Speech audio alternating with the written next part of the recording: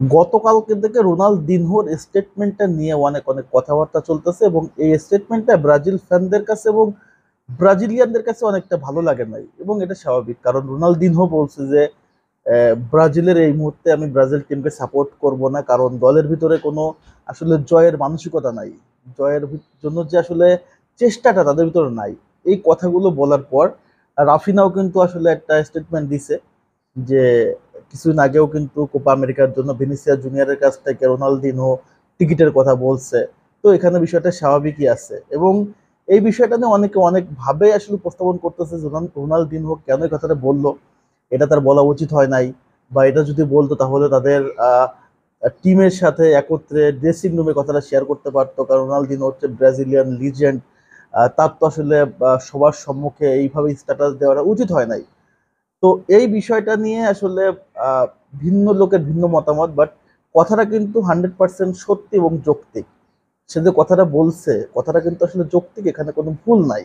আসলে সে কথাটা কেন বলছে, এই কথাটা কেন সে বলছে, এটার কিন্তু আজকে একটা ফুল স্টেটমেন্ট সে কিন্তু দিছে, এবং ফ্যাব্রিজিও রোমানো আজকে কিন্তু স্টেটমেন্টটা সে ফুল ক্লিয়ার করে দিছে, পরিষ্কার করছে রোনালদিনো যে সে কেন আসলে ব্রাজিল টিমকে নিয়ে এই কথাটা বলছে। কেন?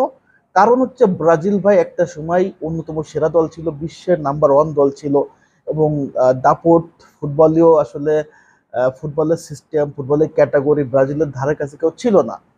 বাট দিন যত যাচ্ছে তত কিন্তু ব্রাজিল ফুটবল সে ধারটা কমে যাচ্ছে, যার কারণে রোনালদিনো আসলে বিরক্ত হয়ে কথাটা বলছে। বিষয়টা কিন্তু এমন না, সে কথাটা বলছে যেন যে প্লেয়াররা বর্তমান টিমে খেলতেছে তাদের ভিতরে যেন একটা মানে প্রতিক্রিয়া কাজ করে।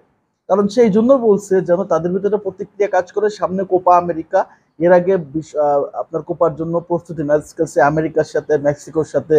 তার আগে আসলে ফ্রেন্ডলি ম্যাচ খেললো, সেখানে হচ্ছে আপনার স্পেনের সাথে খেললো, ইংল্যান্ডের মাঠে হারাই আসলো। তো সব কিছু মিলে ব্রাজিল আসলে পজিটিভ আছে।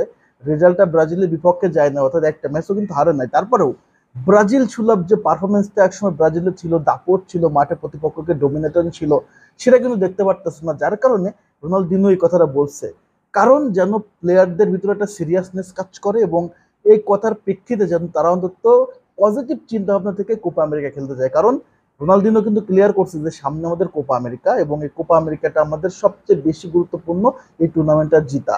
কারণ ব্রাজিল যে অবস্থানে আছে, এই অবস্থানে তাদের কনফিডেন্টটা বৃদ্ধি করার জন্য টিমের অনেক বেশি সমর্থন দরকার, কারণ আমাদের টিমে যথেষ্ট ইয়াং প্লেয়ার এবং তারা সবাই কোয়ালিটিফুল।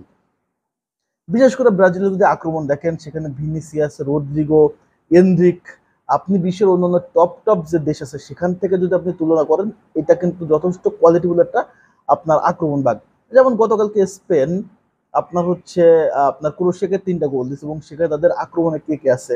লামিন ইয়ামাল, তারপরে হচ্ছে আপনার আছে কে মোরাতা। চিন্তা করেন তাদের আক্রমণ ভাগ। তারপর হচ্ছে উইলিয়াম আছে। তো তাদের আক্রমণ ভাগ আর ব্রাজিলের আক্রমণ ভাগ কিন্তু আসলে খুব একটা পার্থক্য নাই। বাট সমস্যা হচ্ছে প্রসেসিং। ব্রাজিল আসলে একটা প্রসেসিং এর ভিতরে যাচ্ছে, আন্ডার কনস্ট্রাকশন টিমের ভিতরে যাচ্ছে, কারণ দরিভাল জুনিয়র টিমটাকে আগে তৈরি করতেছে, এবং একের ভিতরে একত্র তৈরি করা, দলের কম্বিনেশন তৈরি করা, প্লেয়ারদের ভিতরে আন্তরিকতা, এবং প্লেয়ারদের ভিতরে সবচেয়ে বড় জিনিস কমিউনিকেশন। মানে শুধুমাত্র যে ফ্রেন্ডলি কমিউনিকেশন না, মাঠের কমিউনিকেশন, যেন একে অন্যকে আসলে বল প্রোভাইড করতে পারবে, টাইম মতো সার্ভিস দিতে পারে, বলটা যাকে দেওয়া উচিত ঠিকঠাকভাবে আসলে বলগুলো যেন ডিস্ট্রিবিউশন হয়, এই বিষয়গুলো নিয়ে কাজ করতেছে। সো ব্রাজিল বর্তমান টিমটা যথেষ্ট কোয়ালিটিফুল এবং প্রমিসিং, বাট এই টিমের অনেক সমর্থ দরকার।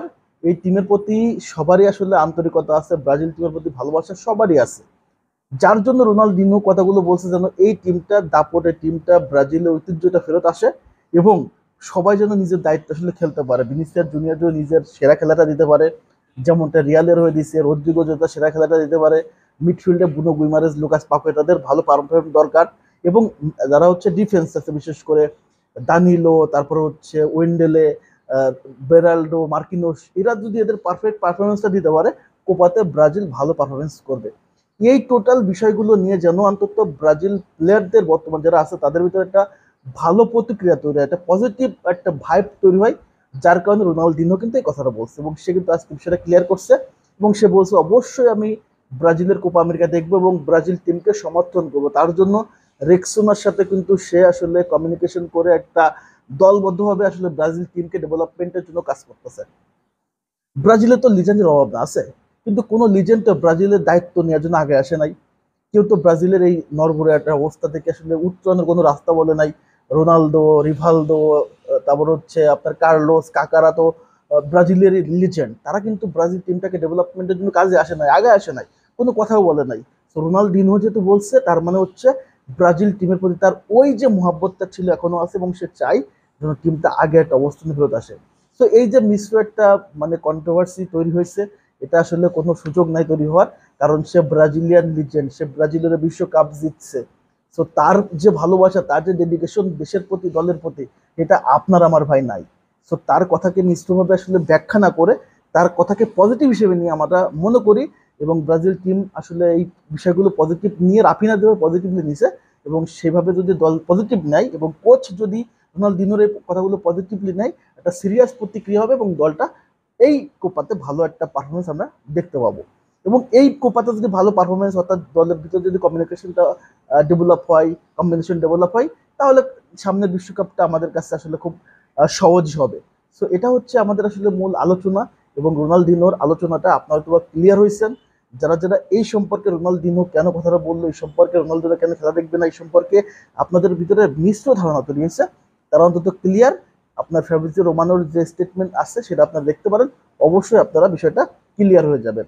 তো সবাইকে আবার বলবো যে ব্রাজিল টিমের প্রতি বিশ্বাস রাখেন, বসে রাখেন, তারা আবার ঘুরে দাঁড়াবে, তারা আবার আগের কক্ষপথে হতে আসবে। তার জন্য ওয়েট করতে হবে, এবং ওয়েট করা ছাড়া এই মুহূর্তে আমাদের আপাতত কোনো রাস্তা খোলা নাই।